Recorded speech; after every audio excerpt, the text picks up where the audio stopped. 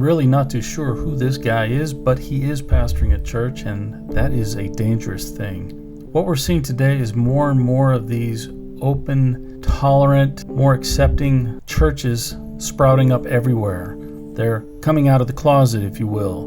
Before, these kind of thoughts and ideologies were always kept in the dark. Now they're coming into mainstream light. Mainstream light. And what's dangerous about this whole thing is that it is no longer wolves in sheep's clothing. These are just straight out wolves, right in your face, yet people have been mistaught, misinformed, and they have no clue what's right in front of them. Very interesting what John MacArthur says here in this clip. Let's take a listen. And so verse 17 says, the path of peace they have not known. Are you surprised at what's going on with this being the pathology of humankind? All you have to do is let them do it, and they'll do it.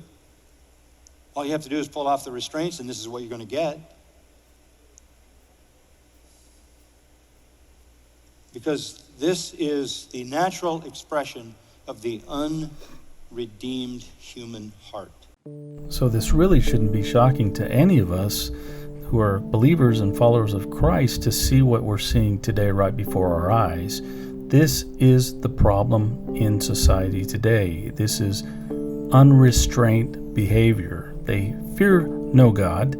They're doing what they think is right in their own minds.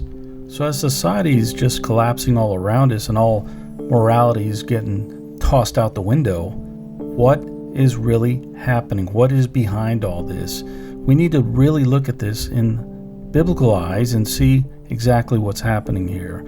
This is judgment from God coming down on the United States. These false teachers are spreading like wildfire. The great apostasy is taking place right now in America. Looking at Romans 1 very clearly lays this out for us. And the sum of it all, the force behind it, is stated in verse 18. There's no fear of God before their eyes. Behind all of this wretchedness is the driving reality. They don't fear God. They don't fear God. Proverbs 16:6 says, by the fear of the Lord, men depart from evil. Mark it down. By the fear of the Lord, men depart from evil. And that's why Proverbs 23:17 says, be in the fear of the Lord at all times.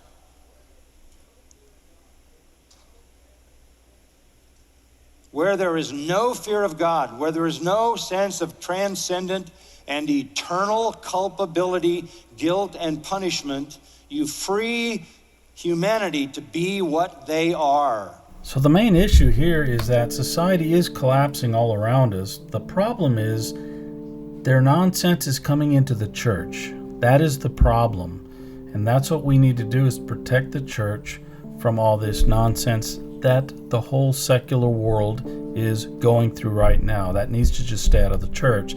So our takeaway on this is that we need to be very discerning. We need to be very biblical and understand that the church is a place of worship for God. Now, beyond the absence of the fear of God is the rejection of God. It's not just that they don't fear God. That's a negative. They do more than that. They actually reject God. Go back to Romans 1. This is a very familiar passage. Paul is describing what is also true of man, personally and collectively.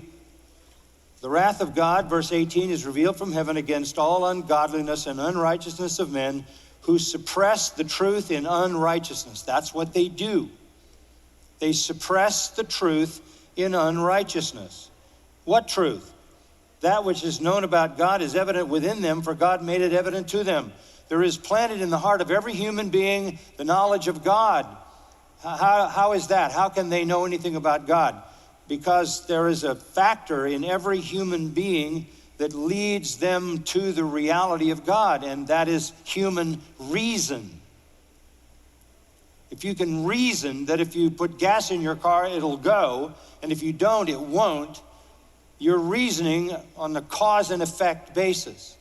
If you reason that if you go to work and do well, you'll make money, you're reasoning on a cause and effect basis. All reason is cause and effect.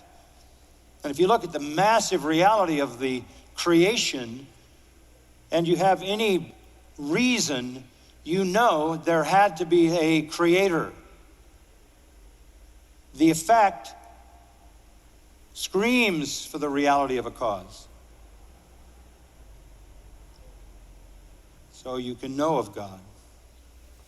Verse 20 says, the creation of the world demonstrates his invisible attributes, his eternal power, his divine nature, so clearly that you're without excuse if you don't believe in God. You reject God against reason, and then you rebel against God, compounding your situation. Verse 21 says, this is characteristic of humanity. They knew God, that is, they knew God existed, that's reason. They didn't honor him as God or give thanks. They became empty in their speculations. Their foolish heart was darkened. Professing to be wise, they became fools.